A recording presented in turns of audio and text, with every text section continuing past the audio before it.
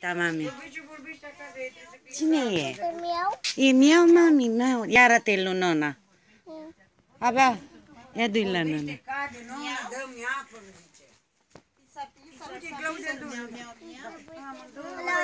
Da, lasă-l jos, că are purici. Avea vreo doi pe ea.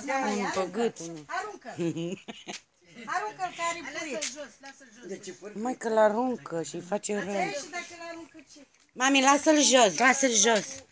Are... Bravo, mami, mânca.